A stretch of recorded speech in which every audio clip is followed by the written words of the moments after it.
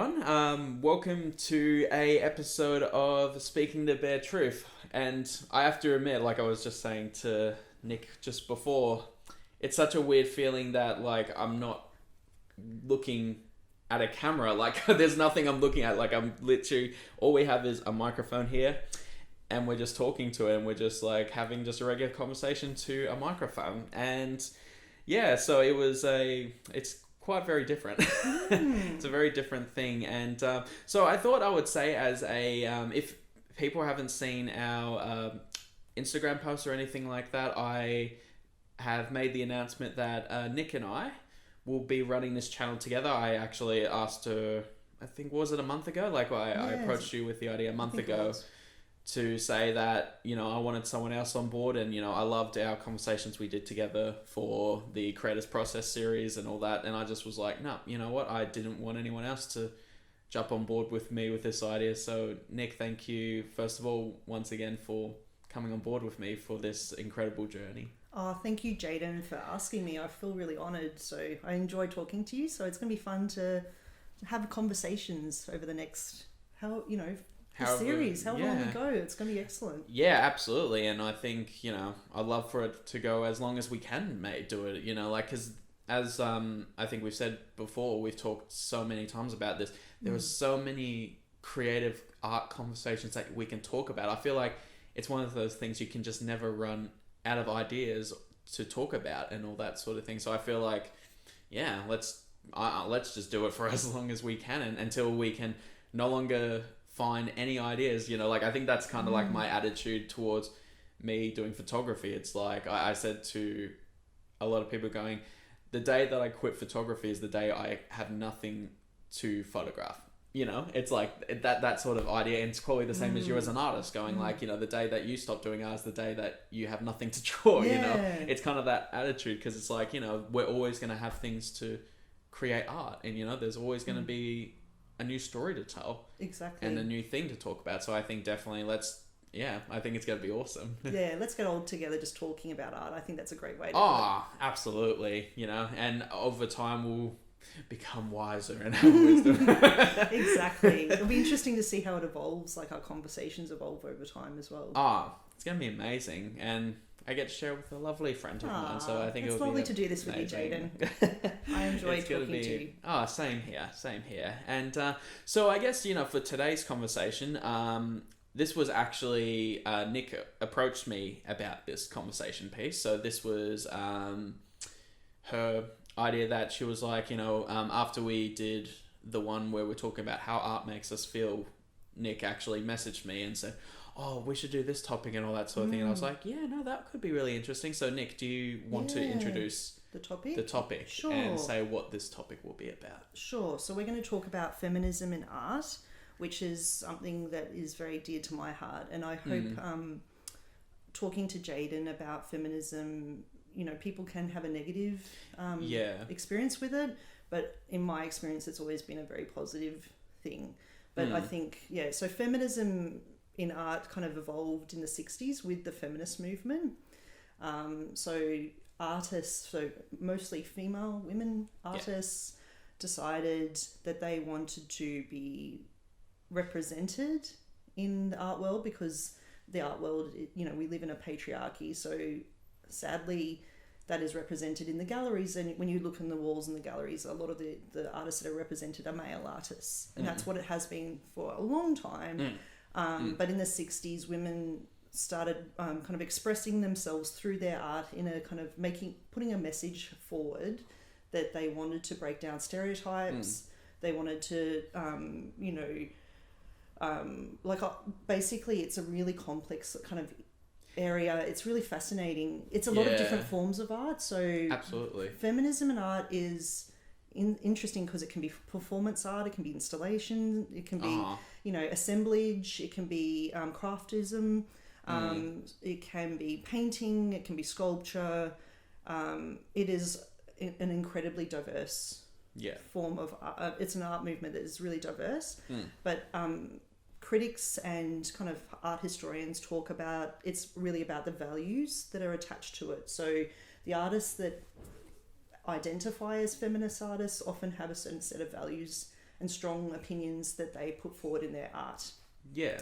And because it's such a complex area, and I didn't want to overwhelm you by just sort of No, here's the no, of whole course. history of No. art of Yeah, go. feminist art. I thought I'd talk about a few different artists and really focus on a couple of pieces. Yeah. So that I could really express what I'm trying to say. Absolutely. Through those examples. And I even took notes because I wanted to make sure I got the facts right when I was explaining this to you. So, okay, Judy Chicago is a really famous feminist artist, and she's from Chicago, and she took the name Chicago as her surname.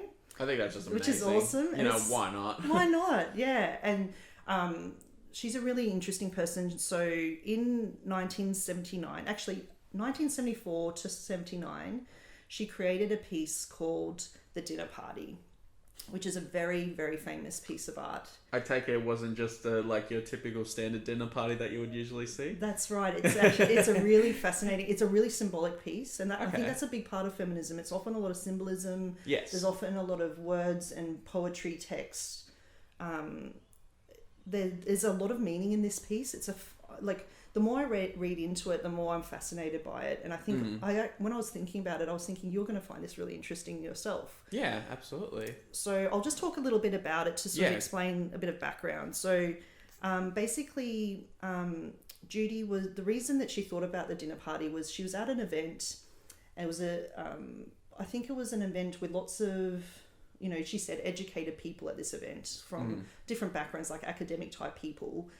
And she realized, when she looked around, she realized there was a lot of white men talking and taking up space and kind of guiding the conversation, and the women in the room were a bit invisible and kind of silent. And then while she was at this event, she thought about the dinner party, creating this piece. So that was her inspiration. So the dinner party is really interesting. So I'm just going to describe it for those who don't know what it is. And no, please do. You can easily, there's a lot that has been written about. There's been books that have been written about it. So you can, if you Google the dinner party by Judy Chicago, it was first exhibited in 1979. The piece, basically it's 3 long tables arranged in a triangle shape with 39 place settings. Okay. Each honouring an important female figure in either historical or mythological. Or mythical, I should say, not mythological. Probably mythical is probably what I'm trying to say. So basically she's selected artists, goddesses, activists, martyrs, writers as her women sitting at this table. And it's interesting because it's very symbolic. There's 13 women on each side. I think I don't know if this is right or not, but it was 13 women in a coven, of witches. Oh, okay. So it's symbolic, but it's also 13 people in the Last Supper, but they're all men in that painting, obviously. Yes. So in what she calls it wing 1, wing 2, wing 3, each side of the piece. It's an installation piece. Okay, so it's actually, that was my question, was it, so it wasn't a photograph, it was an actual physical installation, cool. Which is amazing because it took 5 years to make. Wow. It took $250,000. Oh my gosh, wow. Judy started the work and she was working on it for 3 years alone, and it's her complete vision. But then she involved a lot of different volunteers, and she had lots of people help her. And in the end, there was 400 volunteers that helped her complete the work because it's incredible. So basically, wow. So to sort of explain a little bit, so wing 1 is one side of the table, is prehistory to Roman Empire. Wing 2 is Christianity to the Reformation, and wing 3 is the American Revolution to the women's movement or feminism. Wow. So that was her kind of the way she selected the three sides. And then the women that she selected, for example, for the wing 1, is the prehistory to Roman Empire. It's women like Hatshepsut, who is an Egyptian pharaoh. Sappho, an Amazon goddess. So she had some amazing, goddesses on that side. Wing 2 was people like Artemisia Gentileschi, who's an amazing artist that we all admire, and she was a groundbreaking artist. and Queen Elizabeth I, who was course. like another really huge figure in the history of women. Yeah. And was Joan of Arc there? No, sadly. So it's really interesting. It's really interesting, and there's a bit of controversy over the women that she selected. Oh, really? So Okay, that's interesting. Because, you know, when it comes down to it, there was 39 place settings and 39 women honoured. Yeah. So who she selected is really interesting as well. So Wing 3 is more modern history. So it's women like Emily Dickinson, Virginia Woolf, Georgia O'Keeffe, Mary Wollstonecraft, who was Mary Shelley's mother. Okay. So these are important women. So something that's really, I just want to say up front is most of the women selected, I think, are white women, Anglo-Saxon or... So Judy Chicago has been criticised for the lack of, representation of women of colour in the piece. So I just want to say that up front, that's one aspect that you need to think about when you're thinking about this work. Yes. And there's also been criticism because one of the women that she did select, basically this is one of the only women, African American women, was Sojourner Truth, who was a women's rights activist, and she was born into slavery. Going back to describing the piece, each place setting there's a lot of symbolism around each place setting. So there was all this stitching and textiles sort of, and the name of the person represented at that setting. And then there was symbolism on the plate. So the vagina was represented on a lot of the plates of the person that is being honoured. But I think the only one that she didn't represent a vagina was for Sojourner Truth. And a critic has criticised her in 1984, stating that Chicago erased the black feminine sexual self by not including Sojourner Truth's vagina. And that is serious. Like that's something to think about. But what I just want to say that I admire this piece. I think it's, obviously everyone has their own unconscious bias when they create something, and it's important to think about diversity. Yes. But I think this was a groundbreaking piece. It was criticized greatly. It was built like it's a very physical piece. And that's why it took so many hours to create. Apparently, there was hundreds of hours of work went into creating this piece, and I really recommend everyone have a look at it online and just look at the images of it. It's amazing. And it was built to be toured around the world. Wow. And it actually came to Melbourne, which is really exciting. Nice. So I was talking to Fiona Kinsey, a curator of images and image making at Museums Victoria, and my friend was talking to me about it, and she said she went with her sister in 1988 to see this exhibit, the dinner party at the Royal Exhibition Building, and apparently there was a huge queue out the door. Like every time this piece is exhibited, it's like very popular. Millions of people have seen this piece in the flesh. Wow. Because it speaks to audiences in an interesting way. But I really wanted to talk about this piece because I think it's a masterpiece of the feminist art movement. It's been criticised by many. It's interesting how some have said that it's not art. It clearly is. It's making a huge statement about what I love about it is that Judy was saying, imagine if these women hypothetically did sit at a dinner table and how the world could change, the history of the world could change. It's really funny because that was literally like when you were talking about the people who were at the dinner table, I just thought to myself, imagine like they were actually all sitting at that table, and that was like instantly the first thing that I thought about, going, if I was like, because obviously I haven't seen this artwork myself, but like if I was looking at it myself and I was reading all these names, I'd be like, geez, imagine all these people in this one room. Like it's kind of like, it would be very interesting to see how, in a way, like how people would interact with each other and how just that night would go. And, and I think it sounds interesting. It would have been very interesting to see that in, would you say that it was exhibited it was initially 1988? Well, in Melbourne it was in 1988, but initially it was exhibited in 1979. But it's now, it has found its permanent home. So I think it's exhibited in Brooklyn at a museum permanently, so people can go and visit. If you're ever in Brooklyn, for our listeners. I would love to see. I haven't seen it myself in the flesh. I've obviously seen lots of images of it, but I just think, for me, this embodies what feminist art is about. But it is important to criticize the fact that race, like, we need to think about all diverse women. Absolutely.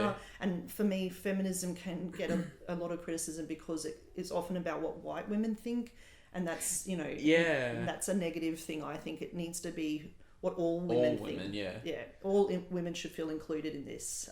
It's really interesting you say that, because like I've actually heard that a few times as well, where it's they, like as you said, they focus mainly on, as you say, white women and all that sort of thing, and it's like then sometimes they kind of go, well, what about the other percentage of women that aren't white? It's kind of like, it's a feminism about all women and all people uniting together. It's the whole it's about equal. Equality. Exactly. It's all about equality. And if only one race, in terms of if it's only white women are having a voice in this, then it's not an equal movement. No, it isn't. No, and I think I was gonna say, because when I will come out and say this, because I think I've said this to Nik as well.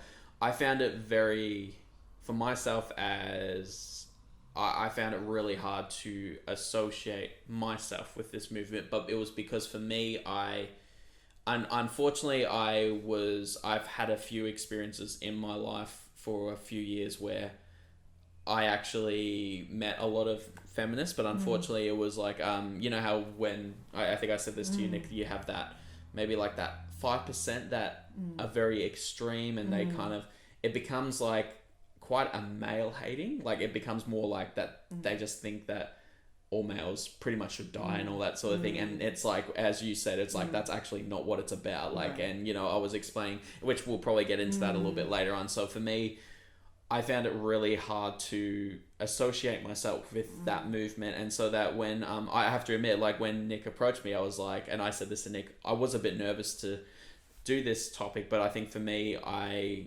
think after I graduated 2016, so like 5 years ago, so I thought for me it was probably good that I come out publicly and say and talk about this sort of stuff that has happened, and the reasons why I like, only a lot of close friends and obviously my partner knows what happened to me. And so I think, I'm actually glad that, I think in a way you encouraged me to do this topic, because I think it is actually a very important, because I think as well for me, feminism in art is really good, because as you said, for like 600-700 years ago, the only artists that really got attention were male artists, and throughout time that's all that was seen. And so like, feminism really helped art in the movement of creating and bringing to light so many amazing female artists. And like, as I said, like I just went to an exhibition in Melbourne which were all female artists, and there were so many beautiful and incredible artists that even for me, like I'm going to be interviewing on the creators process, and there were just so many amazing female artists that are creating beautiful work based on so many amazing topics, and showing a lot of diversity in their artwork, and it's just like, it's absolutely incredible. And so I love that it's brought, it's that feminism has made that impact in the art world, because I think definitely it needed to do that, because there needed to, I think the one thing that's amazing about art is the diversity, and I think we need to keep pushing that diversity. And I think, like I said, the only thing that just stopped me was unfortunately just meeting that 5% that kind of ruined it for me, and that I just was kind of like, okay, I'm gonna just step back a little bit. But that's just you've had a really negative personal experience, but do you want to explain a little bit more about that, because I think it's important. Well, absolutely. So like I was so between 2014 2016 I was studying art at one of the Melbourne based universities. I'm not going to say the name and all that sort of thing. And I, for people who know me, like I mainly focus my art on the human form and the beauty, to showing the beauty of it, and to the strength of these incredible people who I have the opportunity to photograph. Unfortunately, during that time, I had a lot of people who approached me during university and saying stuff like, well, you know, you shouldn't be photographing women because you're pretty much belittling them and all that sort of thing. And I just kind of would look going, well, I don't really get it. Like, how am I belittling them? Like, and I just kind of would question this. But then in a way, for questioning them, I would get like just criticized for just even asking them a question. And it's like, so is this really what this kind of movement is trying to say? Is like saying that I'm not allowed to question you if I even ask, going, but I don't really understand. And then apparently then it's like, well, then you're part of the problem. It's like, what problem am I part? You know what I mean? I just end up going away being confused. And to be honest, like there were times where I was criticized for being a misogynist, which I was kind of like, I don't really get why, because you know, I've never in my whole life hated women. Like I've never done that. And I would go away from like presentations just crying my eyes out because I would be blamed for stuff like that. And the one perfect example I kind of had, I would use this as an example of just like what it was like at this university where I had a presentation where I was photographing this strong female in a strong pose, and it was an absolutely beautiful photograph, and I still stand by how amazing it was. And as I said, I got criticized it for being belittling. For one person was talking about it was about physical abuse and all that sort of thing, and I'm like, I honestly don't understand where they got that from. And then later on that day, there was another student. She was presenting these video installation works, and one was of her sister. It was her just in her bottoms, completely topless, and she was a 15-year-old. Which there's first of all, there's a lot wrong with that. Like there's a lot of, unfortunately, because you know it's a little bit, you know, when you're working with people who are underage, like it can be very, very touchy topic, and people can think, whoa, you know, what are you doing? Just think of Bill Henson's work. Well, exactly. It's perfect example of Bill Henson, who actually got criticized for that. And anyway, But everyone was like saying how amazing it is and all that her work was and all that. And then, to be honest, to this day, I still give a lot of credit to this one student that actually, you know, actually clicked and actually thought for a second. She went to everyone going, hang on, you know, we literally just criticized and tore down Jayden's work for what it was. But then how can we say that this is good? I had a prof, and I honestly wish that, like, you know, when you kind of think about it, you kind of go, I wish that I was making this up, but no, I can't make, you can't make shit up like this. The prof literally said, because he's a male, we look at it this way. And so that really impacted me, because it's like, isn't it more about the art, not about the maker? You know, like, obviously at the end of the day, yes, it's about how the artist portrays something.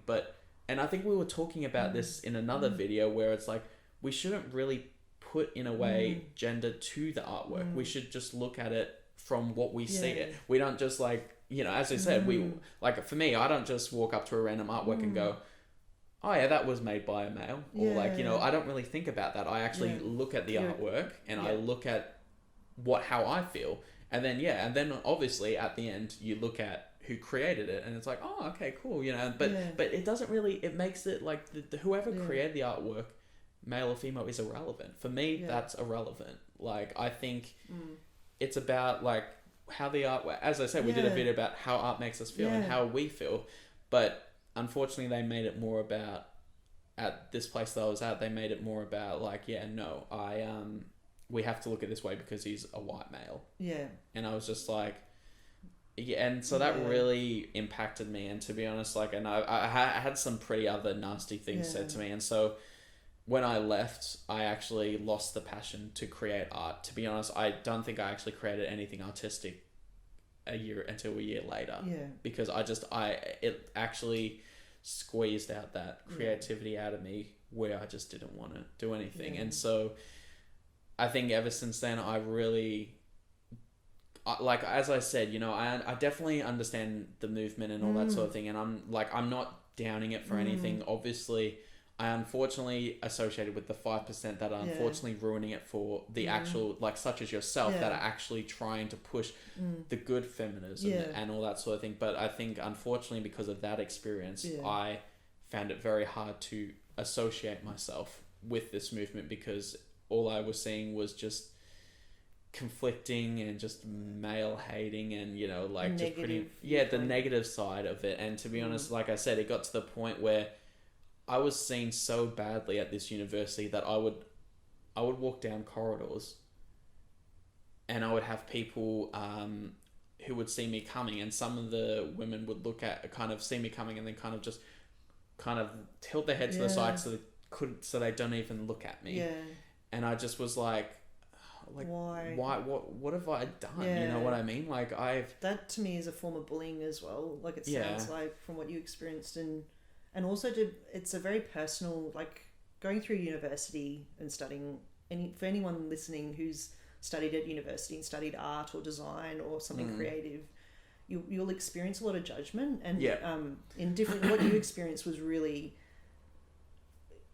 It was like a number of people, like it was multiple people, as well as the lecturer, professor, treating you a certain way and calling you a misogynist and putting labels on you when that's not what your art represents. No. And I'm sure there's artists out there that are misogynistic. Oh, there definitely absolutely. is. Absolutely. But like anyone listening to this who knows Jayden knows that you're not a misogynist and that you love people.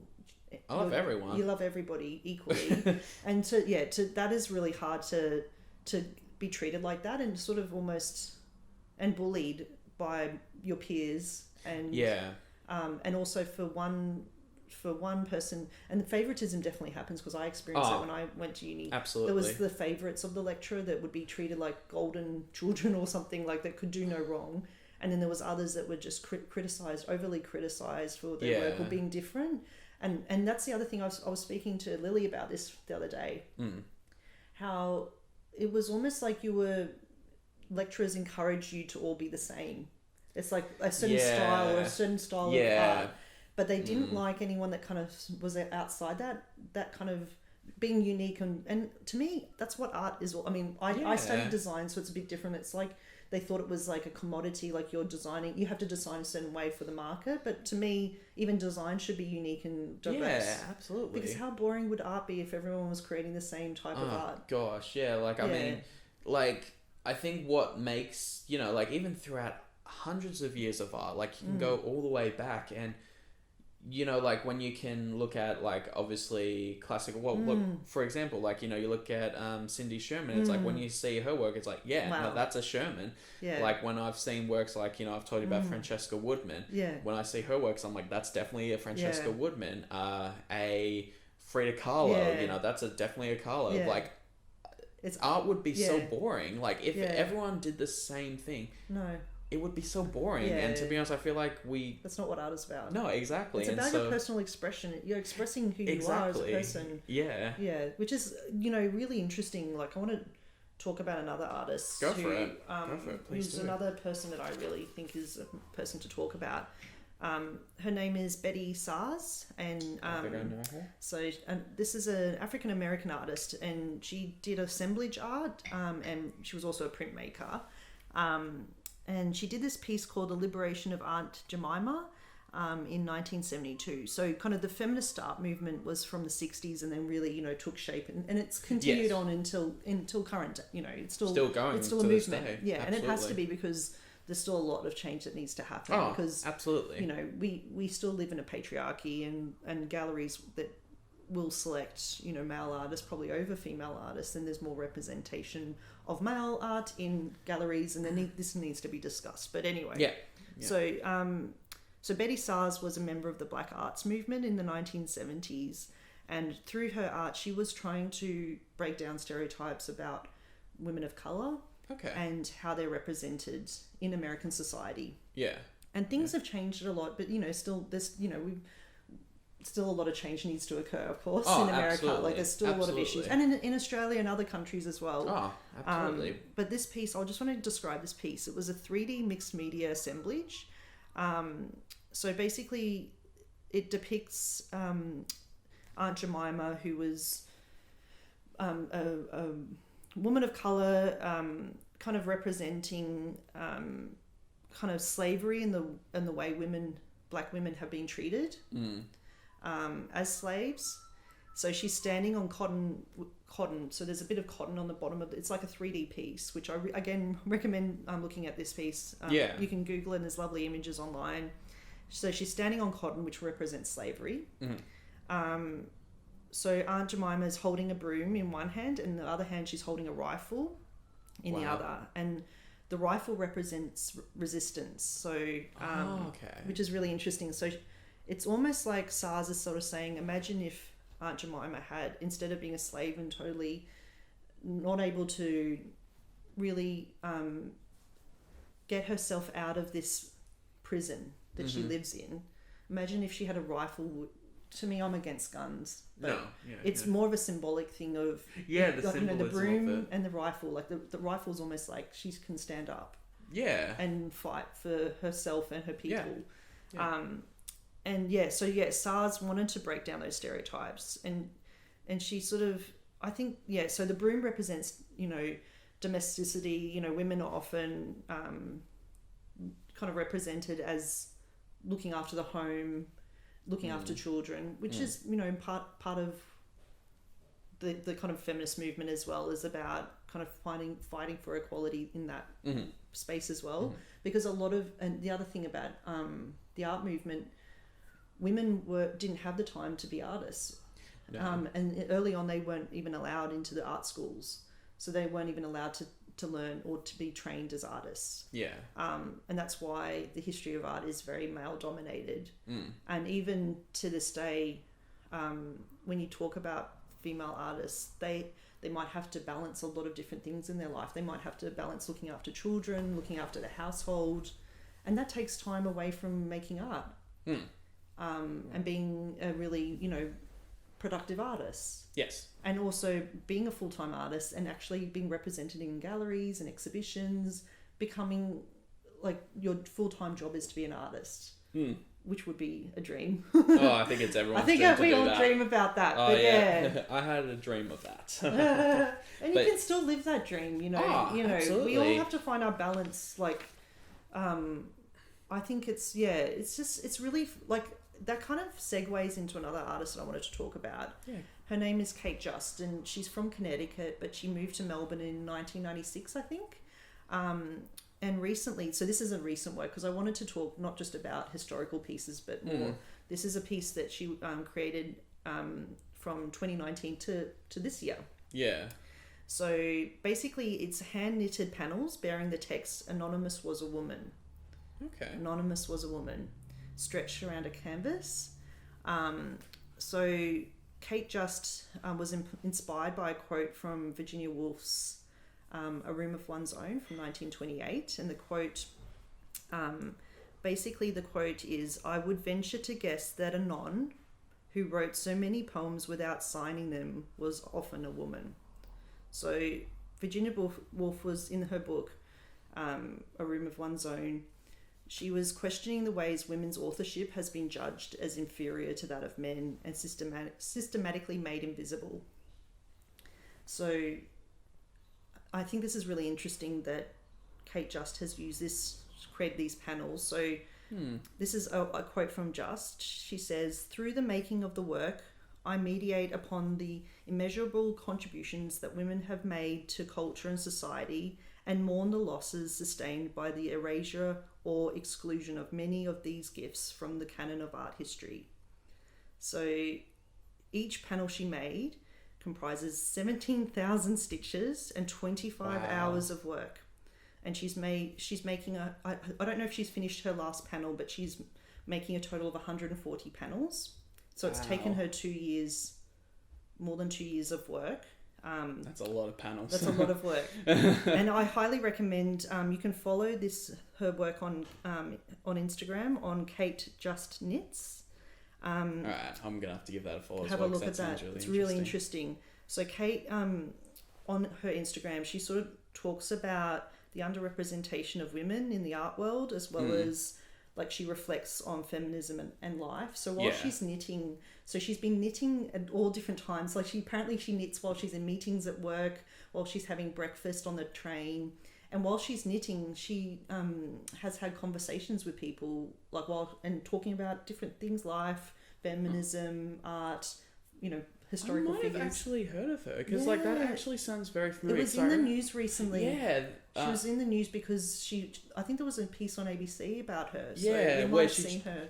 Because that does sound very familiar. Like, because I do remember hearing about an artist who literally just knits and all that sort of thing. So interestingly, apparently the way she started knitting was she went home to Connecticut because I think either a family member was really ill or someone had passed away recently. I can't remember which. Something happened that took her home. Yes. And she was with her mum, and her mum was knitting, and so she started knitting with her mum. And they were just talking, and there's a whole history of crafts and things that we make, and we talk while we make things, or when we're creative we can talk while we're making things. So she was knitting with her mum, and that kind of started her whole journey of knitting in her art. So she was trained as an artist, but then took up knitting later on. But she's made amazing pieces, which I highly recommend if you look her up. Kate Just. She's really a gifted artist, and she expresses so much through these knitted panels. Really amazing. So and her this piece that I was just talking about is called Anonymous Was a Woman, and it's currently exhibited at the Museum of Contemporary Art in Sydney, and it's on until August 2021. So if you listen to this and you're in Sydney, get on top of it. Go and check it out, because get on top of that. That sounds awesome. Really, I think it can be. For that piece, it's a very symbolic piece. It's visual as well. Like she's selected colors in the colors that she's knitting. There's a symbolism behind that. So apparently she was thinking about minerals and earth and colors like that, and that's why so when you look at the panels, they're all different colors. Mm-hmm. I think each panel has like one background color and the text is in another color, but there's these small kind of square panels, and then when you see them kind of on the wall, they have quite a huge impact. It's more symbolic, and there's the labor involved in making it, and the time involved, and the conversations she's had. And she's using social media, like she's using Instagram to have more conversations about this.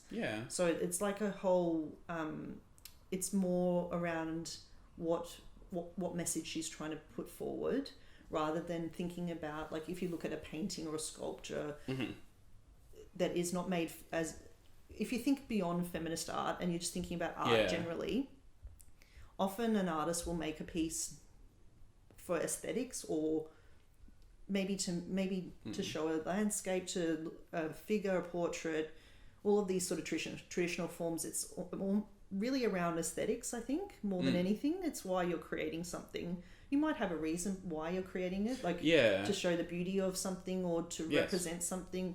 But I think the whole thing about feminist art, it's more about the values and the message that you're trying to put forward. There's aesthetics involved in it. Like there's definitely, because it's art, but it's the stronger thing that is put forward is the message. Yeah. No, absolutely. And the one thing that actually stood out for me for that artwork was actually what I kind of gathered. One of the meanings was, with her knitting and all that sort of thing. You said that she actually knitted with her mum. And it kind of, for me, that actually was her doing the knitting for the artwork as also a representation of the strong female role model that she had in her life, and which is her own mother. And she wanted to, it maybe, and I know that sometimes with people, when they do certain things, like when they've had someone who's passed away or something like that, they do, like, they knit or they do something like that to feel close to them again. It's a way of feeling a therapeutic kind of thing, isn't it? And so I find that very beautiful. Like, I think that's such a beautiful way, and it's kind of like, I don't know if this is just me from my interpretation of what I hear when I am listening to this artwork. I see it as like such a beautiful way of, like, in a loving memory of someone who was a strong female role model in her life. And I think that's... perhaps, it's interesting because I think she started that journey with knitting kind of many years ago. But this piece that she's doing now, The Anonymous Was a Woman, is a current piece. But interesting what you're saying, because I think maybe it's that kind of that sort of, I guess, as a woman, I definitely feel moments of sisterhood. Yeah. And that's a really, there's women in my life that are very powerful to me and healing. Yes. So knitting can be, the act of knitting or making can be a healing process. I think it's interesting what she's saying, because she's used knitting in lots of different ways. So she's used it to represent. She did a whole series representing feminist artists in the history of the canon of feminist art, which has become really famous. And those pieces have sold and like made her a little bit more famous, like more known. It's still, her name is, she's still emerging as someone that people are starting to hear her name and seeing her in the art world. But yeah, I think for her, it was interesting what she said about that. She could have continued making those pieces that she knew people would sell. But she decided, that's not why I'm making art. I'm making art to go into the next. It's not a commercial thing for her. It's more about she goes through each piece that has a period of time, and then she'll move on to another piece, and that has another meaning for her, which I think is really interesting. So I really admire her. Like it was really funny, because the reason I'm talking about her today was I saw her in the news this week, and she and it was funny because it was just timely that we were having this conversation today. Yeah, which is kind of funny. This is perfect. Like I thought works this out is really well. A perfect person, and it's someone contemporary as well that is emerging as and she's been in the art world for a long time, but she's starting to get a bit of acknowledgement for her work, and I just thought it's really important to talk about her. And she's a Melbourne-based artist, so she's I want to represent local. her. Yeah, I want to make sure that we're talking about feminism, but we're not just talking about American artists, and we're not just talking about people of a certain background. We're thinking about it in like a broader sense. And it's a powerful movement. Okay, and the last thing I want to talk about is so the Pussy Riot, which you might not think of as art. Yes. The Russian movement, that it's basically a group of women, and I think they formed in like 2011 or 2012. So they're thought of like, they make these sort of they're a punk rock group, but they're also performance art. They make these kind of music videos, but they're really activists, and they're amazing women.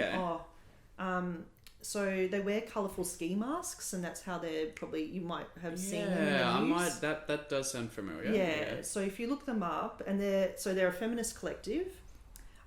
They grew out of a protest movement in Russia, which peaked in Moscow in 2012, and they're basically challenging the reign of Russian President Vladimir Putin, who is a horrible human being. Yes. Yes. So basically, they make these videos and they go viral, and basically it's a powerful kind of form of rebellion in these pieces that they create. Okay, that's interesting. And they have members of the movement have been imprisoned for speaking out against Putin. Wow. So they've become like icons of the anti-Putin movement. So they were put on trial, and charges against them were hooliganism motivated by religious hatred or hostility, because they're literally they're speaking out against Putin, who there's a lot of wrongs that are done to the Russian people. Oh, absolutely. It's sort of a very complex issue. It's another issue to completely get into as well. Yeah, it is. It's very political. So, earlier this year, members of the group were arrested in Russia's mass protests against the jailing of opposition leader. And so they're constantly, they've been working in this field, like in this movement from 2011.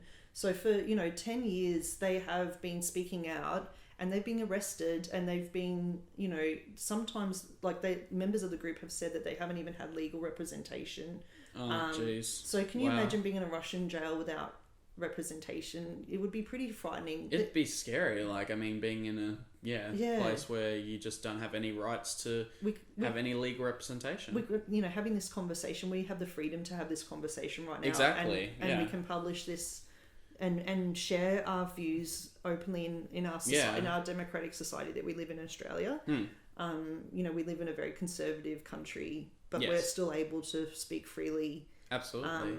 We're human rights. Like there's an act in Victorian Act, I think it was 2006, that protects our human rights. So things like, you know, speaking out about political views and, you know, when we think something is unjust or wrong, we can speak out. I think, to me, that's a big part of feminism. It's about realizing that there's wrongs in society. There's unjust, unfair, that, you know, we live in a society that is a patriarchy, that is very much slanted towards men. And I'm not saying all men, like, of course, I'm not including you in this, you know what I mean? No. It's not about saying that all men are doing the wrong thing. That's not what feminism is about. It's about acknowledging that many men do, and we live in a society that is set up for this. Yes. And there's a framework for that, and that's, I think art is very powerful because it can... It's such a powerful frame to portray that. Yeah. Art is powerful because it can reach a lot of people. It can affect a lot of people emotionally on an emotional level, and I think this is what feminist art can do. Absolutely. Yeah. So I think, that's why I just wanted to have this conversation with you as well, because I didn't realize when I mentioned that I'd like to talk about feminist art that you'd had your experiences. Then you told me, and I really appreciate. I'm really glad that we've had this conversation. I hope. Same here. Yeah. No, I honestly, like, for me, I always talk to people about saying that, you know, at the end of the day, we don't have we all don't have the same opinions about stuff, you know. Obviously, at the end of the day, there are people who have extreme views, and it's kind of like you kind of have to go, oh, well, maybe you should, you know, think about what you're saying and all that sort of thing. But, you know, for other times where, like, you know, where there are opinions where it's like, okay, you know, you may not agree with it, but at the end of the day, you shouldn't be casted out, you know, you shouldn't be... And I think that's the thing that, unfortunately... a lot of this, and that's what I was seeing when I was at this university, was you weren't allowed to have a different opinion. If you were to dare say, hang on, you know, I don't think that's right. Like, they would be like, no, you know what? You are part of the problem. You are going to, you know, you're pretty much a castaway, you know, and people are just going to, like, look at you like, you know, where pretty much, you know, when we... have, you know, when you have those kick me signs, it's like literally have one of those signs on you that says women hater. Like I pretty much felt like I had this like label that I couldn't see that said this guy's a woman hater, and it's which is like not who you are as a person. Oh, absolutely not. But do you understand what the feminist art movement is trying to say and do? Absolutely. Like as I said, like at the very start, I definitely see what the feminist art movement was trying to do, because I think it is important, like, you know, putting in the spotlight of so many incredibly amazingly gifted women who create this beautiful art. Like as I said, I went to the exhibition Women Painting Women, who our friend Liz was actually at, and there are so many amazing artists. And, you know, to be honest, I even said to one of the artists who I recently interviewed, and I said, in the whole time I've been doing photography and I've been studying art, I would list that as honestly one of my top 3 like favorite exhibitions I've been to my whole life. Wow. Because the quality to the feeling and it was just absolutely breathtaking. And to be honest, it was one of the only few times that I actually was in a gallery. I walked around there like 10 times. Yeah. And to be honest, I actually had someone approached me going, you really like this artwork and all that, and I'm just like, yeah, no, I've like and I just said to him, I was like, no, I've never seen anything like this. I don't understand how something, and this was in a very small gallery setting, and I'm just like, I don't understand how this is here, and then in some of the bigger gallery settings there's just and some of the art is not at this standard at all. Like there's just some very low standard. It's very subjective. Interesting. Yeah, it is. And very few people get to choose what is exhibited in these even large institutions. When you think about it, there's a handful of curators that make decisions. Yeah. And again, it's their bias in what they decide to show and exhibit, and that's what feminist art is trying to shine a light on. Is to say if there's a gallery that has a male director and all male curators, they are very biased in the way that they select art and who is represented on the walls. It's about making audiences and people see that that's wrong. Yeah. To even acknowledge it. Because I think for many years, people wouldn't even question. So another group that I didn't talk about, the Guerrilla Girls, they came out of, I think it was 1980s in New York, and they wear gorilla masks, like actual gorillas. Okay. Like as a joke, but they're Guerrilla Girls, like as in activists sort of thing. Yeah. That's kind of cool. It was really cool. And they still exist to this day. Oh, they really? Check them out, their website. So they're still, basically, I think it was, I'm pretty sure it was MoMA. It was MoMA that had an exhibition, and it was about like the history of art. There was, I'm not sure if it was talking more about American art. I have to, look back and see. It was representing hundreds of artists. There was hundreds of artists in this exhibition, but there was like 13 women or something like that represented. And this is meant to be representing the history of kind of modern art, I think it was, in America. And it was very much biased to one side. And so these women called the Guerrilla Girls came out of that. And they started sort of saying, look, they started questioning that. Why? Yeah. Why is that the case? Like, how could someone be selecting hundreds of works, and maybe 200 and something works were by male artists, and there was like 13, and you're saying this is like 13 female artists represented. How can you say that that's an equal representation? Well, they didn't even think about it. They didn't even question it. So this is something that is, I feel very strongly about, because I've noticed it. I've been studying art history for a very long time. Yes. Yeah. And I spend a lot of time in galleries and museums, and I see it all the time. Yeah.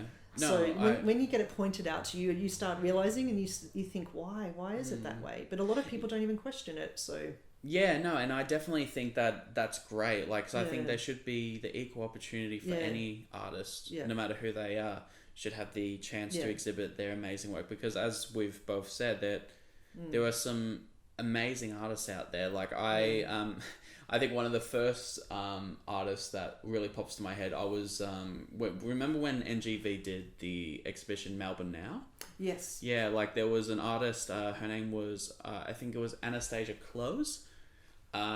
Very lovely person. I actually met her on the day, and what she did was she actually created t-shirts, and on the back of the t-shirts had numbers and also artist names and on it. And I approached her and I said, so what is the what are those t-shirts? What does that mean? And she was like, oh, it's the top, like listed as the top 100 artists that listed as the top 100 artists of all time and all that. And so like that was like one of the big artworks, and to be honest, I actually purchased one of the t-shirts. I had Warhol, Warhol, and I was like, to this day it was she was absolutely lovely person, and she was trying to highlight that too, wasn't she? There wasn't many female artists representing that top 100. And so it was really interesting, and so that really stood out for me because she was using obviously a very modern thing, like t-shirt branding and all that sort of thing,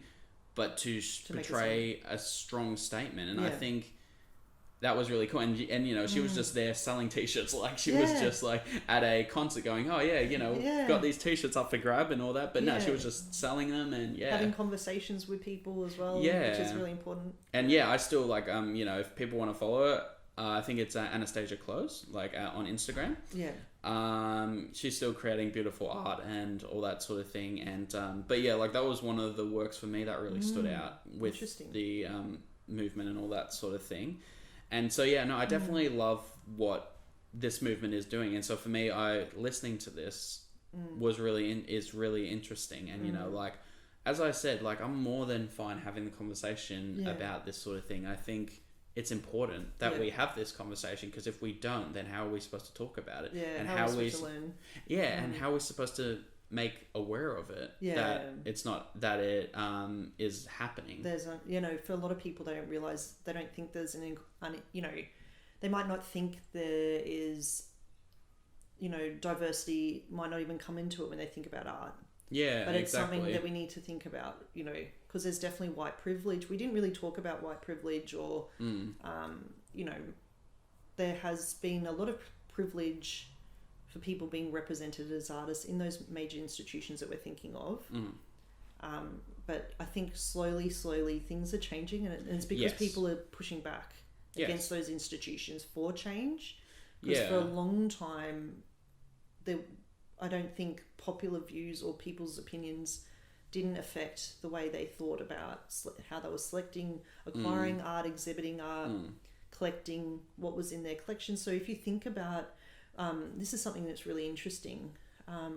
There was a researcher, sadly I can't remember the researcher's name right at this moment, but they went through the major institutions in Victoria, so the Museums Victoria, the National Gallery of Victoria, and I think they went into other institutions as well, and they looked at representation of LGBTIQA plus people in the collections, and how it was described, how those collections have been described, and they realised the underrepresentation, or the basically how things are described in the record, so it's not represented that way. For example, there's another project called the Invisible Farmer Project, which have you heard about that? Yeah. Liza Dale Hallett, who was a curator at Museums Victoria, and she went through the collections and looked at farmers and how female farmers are not represented in our collections in the historical record. So she did something about that. So there's photographs of farmers. So you'll often hear about the farmer and the farmer's wife, but the farmer's wife is also a farmer. Yeah, I know. So again, it's down to labels again. So I highly recommend you have a look at Invisible Farmer Project, because that's another interesting. Yeah. It's just another way of realizing that people can become invisible and hidden in history, and it's important. And we don't need that. We might need to change that. We can't do that. Yeah, we need to make sure that everyone is heard and that everyone has the opportunity to. And I think, like I said, I would be like, from what you're telling me, I am more than fine with being part of that. I want to be part of that movement of shedding light to people who deserve it, shedding light to, and I think for me that's why I started the creators process. And I wanted to interview a diverse amount of people, because there are so many people who are who are trying to do so many great things. They're gifted artists, they're gifted people that deserve the spotlight shed on them for what they do. And unfortunately a lot of people don't get that opportunity. And I think that's amazing from what you're explaining to that with me, that the feminist movement actually is trying to do that. And like I said, I will be gladly to be on board with that. And I think it's just, like as I said, I think that just the shame of that I unfortunately had to go through the unfortunate 5% of people that actually unfortunately ruined that view for me, where it just became, where every time, to be honest, it's like, it sounds really full on, but it's like, I would get like a bit of PTSD whenever I would talk about like these sort of movements, because and so I wanted to go like, what, I need to be in control of that. I need to actually talk about it. And so that's why, that's why part of me, when you mentioned that topic, part of me was like, actually, what, let's actually do this, because I think how we supposed, in a way, how we're supposed to get the conversation started. Exactly. When we just don't talk about it at all. If you feel like, because I think whenever you've experienced bullying, or it's kind of like like you said, you can feel a bit of, it's almost like trauma around it. And the important thing is that you feel safe, and you feel safe talking to me about it, and feel safe to talk about this publicly. That's important, but also that you've been able to have this conversation today. I'm really proud of you for that. Thank you. Really, I am. And there are negative elements to feminism. Like I didn't talk about Germaine Greer, who has recently in recent years has come out and talked about trans women are not women. You told me about that. It's just absolutely, it's so upsetting to hear. She has always had very strong views, and she was someone that I really looked up to. But when you hear that, I just think I don't relate to that. I don't understand how someone can think like that. You can think like that, because for me the feminist movement is inclusive of everyone that identifies as a woman, but it's also inclusive of men that want to support women and understand what the movement is about. And it's like, sometimes I think that was the other thing, like, I would watch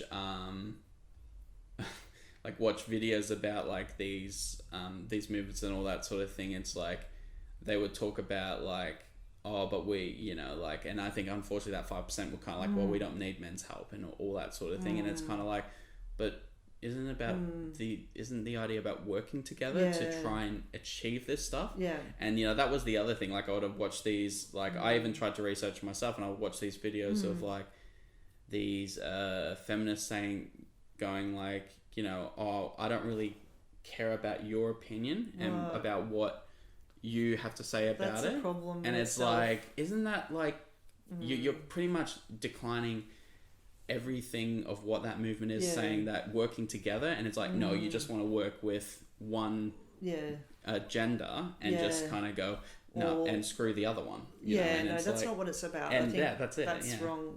I don't agree with that, and I don't agree with people that say, I don't want to talk to you because you have a different viewpoint, because to me that's not a mature way of looking at the world. No. Like, I can't live my life thinking that no one else's opinion matters. Like, it does matter. Well, and it matters to me. And I listen to everyone's points of view, and I learn from them. Like, it would be very, it's like talking about feminism too. There is that negative element of white female feminists that don't think about, there's intersectionality. There's kind of term around feminism where, for example, the intersection could be race, it could be sexuality, could be gender, because there's, non-binary as well, which we need to think about that as well.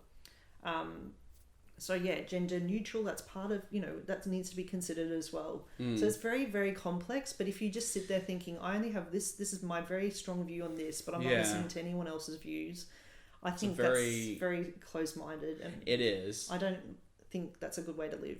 No, like, and I think, like, I was pretty much raised to go, like, you don't have to, and even, like, my mum said this, she was kind of like, at the end of the day, you don't have to agree with what I say, you know, like, you can listen to what I have to say, but at the end of the day, if you don't agree with it, that's okay, you know? Like, and that's the way that I've gone, like, I've talked to people where I've been like, I'm not sure if I agree with that, but then at the end of the day, I'm like, but you know what, I'm still going to listen, I'm still going to listen to what you have to say. I'm not going to shut you down, because to be honest, that's happened way too many times with me, is where I wasn't allowed to share my opinion. And there were times where I've been lectured for 30 minutes and I couldn't even say anything. And then every time I tried to open my mouth, I would get shut down. Yeah. And I wasn't allowed to say anything. That's and just a dictatorship. That's not... Yeah. That is just as bad as, if you're trying to break down those sorts of stereotypes, if we're trying to make it so that people have a fair chance to speak their mind, or be represented, or feel heard, but then if you have to listen but you can't be heard yourself, I don't think that's fair. But like you said, you don't have to agree with what people are saying, and I don't have to agree with everything someone else is saying, but I think I need to, as a human, listen to what they're saying. Yeah, because that just shows compassion, empathy. Absolutely. These are good qualities in a human, I think. Like, and I think everyone should be able to have the decency to listen and say, hey, like, we don't share our same opinions, but I respect that you may think like that. Yeah. And all that. Obviously, there are times where people have very extreme views, and then you kind of, like, as I said, you have to go and go, I'm not sure about that. You can question that as well. Yeah, like, but, for people who just, like, have just very different views, but, like, they're not even, like, there's minor things, and you just go, okay, I respect that you think like that. I may not agree with you, but, I think that's what makes everyone different. Well, and that's what starts the conversation of talking about, okay, how can we work together and actually, create a conversation where we make it more aware, as you said, like, talking about representation of more females in the art galleries. And honestly, I 100% agree with that. Like, I think, I would love to see more after, like I said, going to that last exhibition, I would love to see more female artists represented in art galleries, because there are so many amazing female artists out there that I've even researched into, and there's inequality in lots of areas. Like, for example, think about films. Like, only 4% of film directors are female. 4% in Hollywood. 4%. So that means that we're watching films made by men telling stories from a male perspective 96% of the time or more.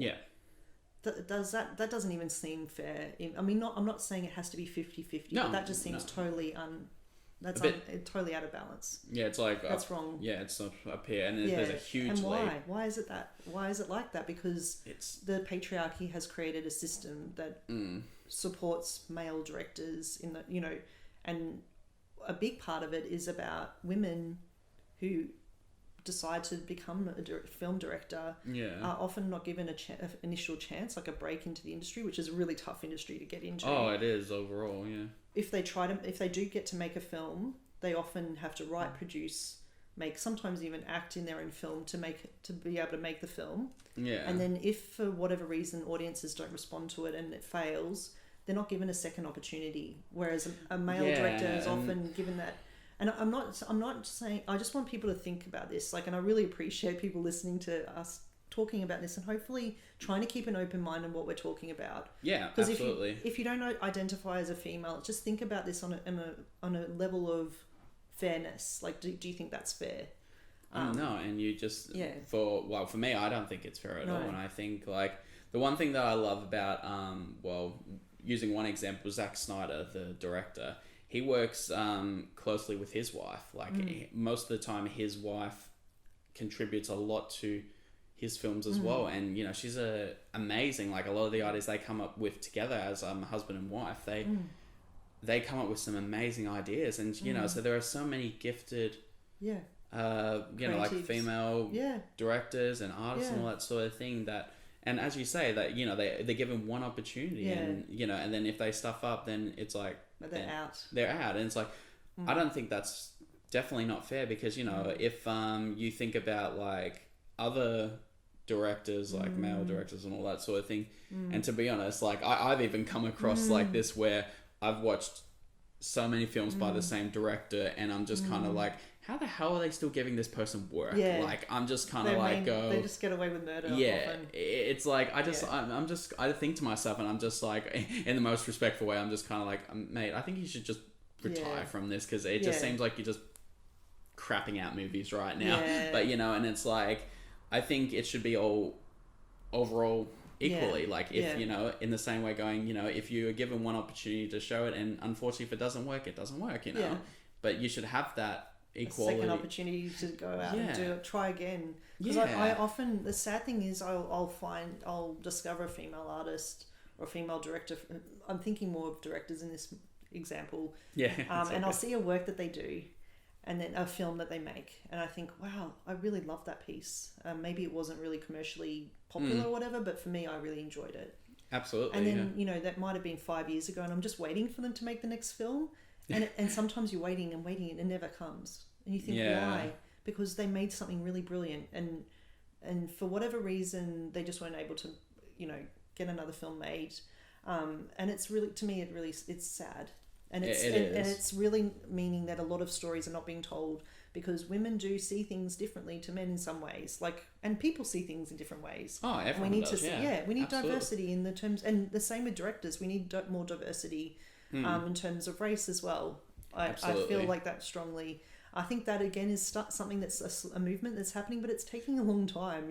Yeah, we're taking one step at a time. 100 years of history of cinema. So, but I think that really covers a lot of the things I wanted to talk about. Like I didn't want to overwhelm our audiences with lots of different ideas. But I think there's a lot to think about there. Absolutely, and a lot to look up if you're interested. So Thank you, Jayden, for having a chat with me about this. It's a really interesting topic. Absolutely, and I think I'm glad that we finally had this opportunity to talk about this. And so, it's been my pleasure. And, I think for me as well, I'm really excited to share this podcast journey with you. Out of everyone that I've had the absolute pleasure to be able to interview or work with and all that, I think, with me, I'm really excited. Like we were talking beforehand going like I'm really excited to see how far we can take this series, and honestly I'm more keen to do more of these podcasts and have more guests on and just sharing that journey with you. So I'm actually looking forward to sharing that journey. Me too. with you. I'm sure we're going to have lots of topics to talk about, and Honestly, I never absolutely. can, and people that know me know that I love to talk, so you'll never have a Nothing wrong moment with when, that. there'll be never a moment where I will be like, I have nothing to say about that topic. There's always something Yeah. to say, I think.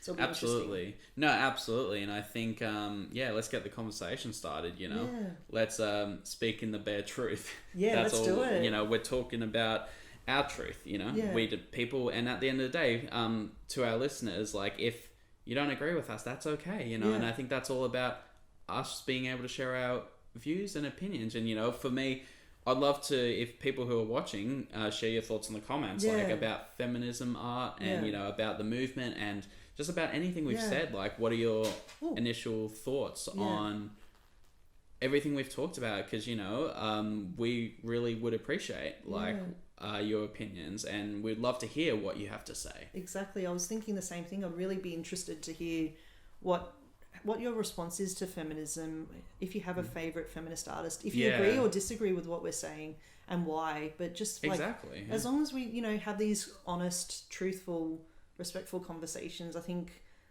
you know, that's what art and the art community should be all about, having these conversations. Absolutely, absolutely. And being able to share it, and not to be judged for it. And that's the other thing. And, you know, as Nik said, yeah, definitely. Let's start the conversation up, guys. Yeah. And let's get it going. And so thank you so much for tuning into today's episode. I really hope you've enjoyed it. Like I said, it was like the first time us trying to do an audio podcast. Yeah. And so it's been really, as I said to Nik, it's been really interesting because usually there's a camera and I'm like, where's the camera right now? Yeah. And it's just, but no, it's been a really interesting experience, and I actually look forward to it. And, you know, I think Nik and I have so many cool topics that we want to talk about in the future. And yeah, I hope that you will join us on this journey. Subscribe to our channel, you know, stay tuned, click the notification bell so you can actually be notified when we release a video. Obviously, stay tuned to our Instagram account, so we'll be posting about when we release videos and all that sort of thing. But yeah, thank you so much for tuning in, and we will see you in the next episode. Yeah. Thank you. Keep listening.